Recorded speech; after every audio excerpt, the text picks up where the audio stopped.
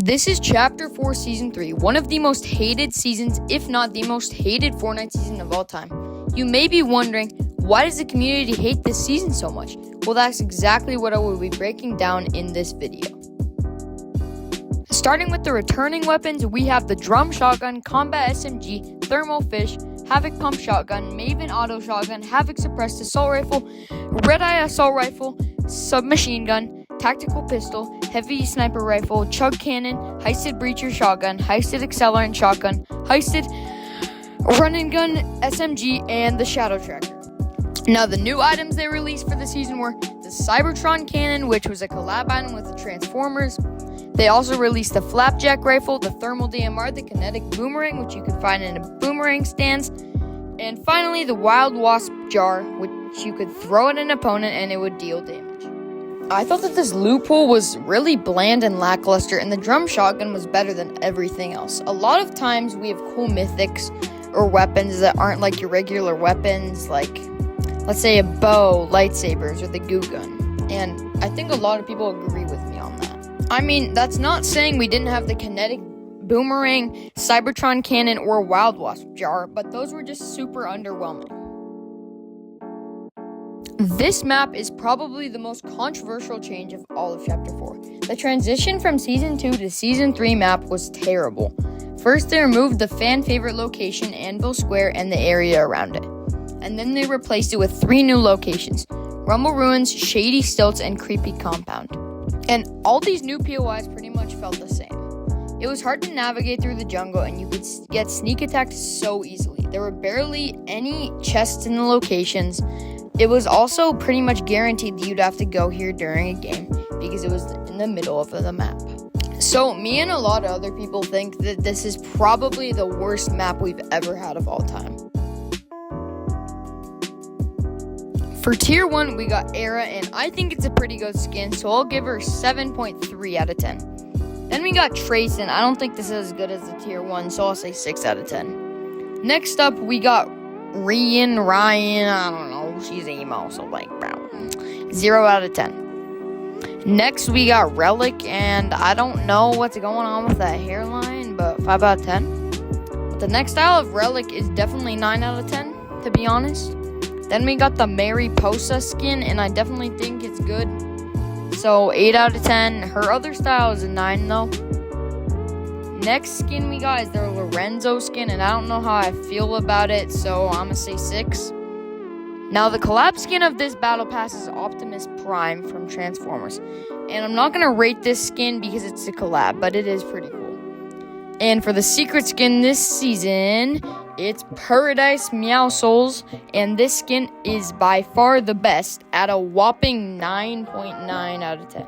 But there was nothing really about this battle pass that was new or anything. It was pretty much just like the same. They were just basic skins, and like they just looked super plain, and I think this is probably not a very good battle pass.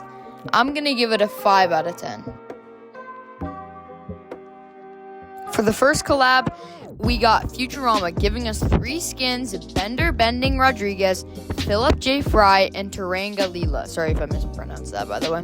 With this collaboration, we also got a new mythic, Bender's Shiny Metal Ray Gun. This weapon hit for 13 damage and had a fire rate of 15. It had infinite ammo, but it would eventually get too warm and would have to cool down. This was overall a really cool collab. Next collab we got was Jujutsu Kaisen, and we got 4 skins, and I don't even know I'm gonna mispronounce these, so I'll just say the first names: Yuji, Megumi, Nobara, and Satoru.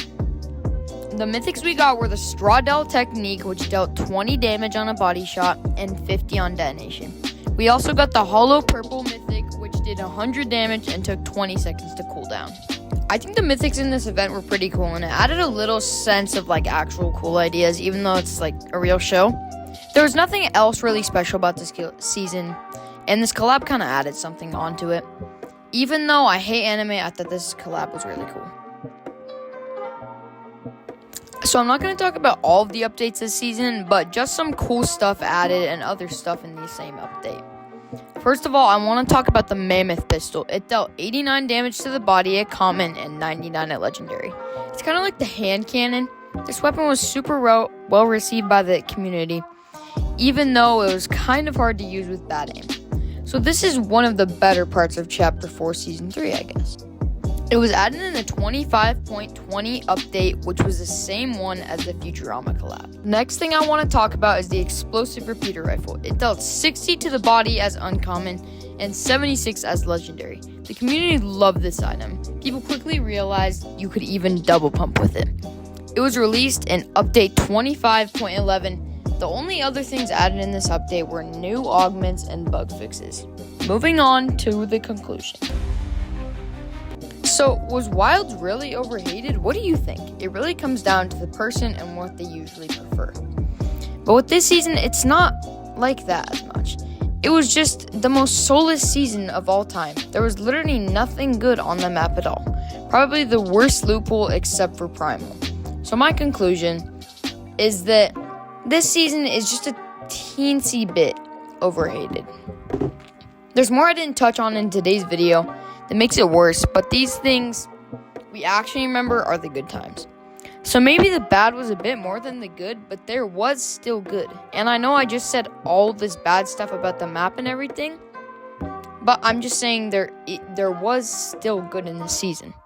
And even if this was a terrible season, we are the most spoiled community in all of gaming, and the good has way overpaid the bad in Fortnite history. And Epic Games paid us back with 2 amazing seasons. Thank you, Epic Games.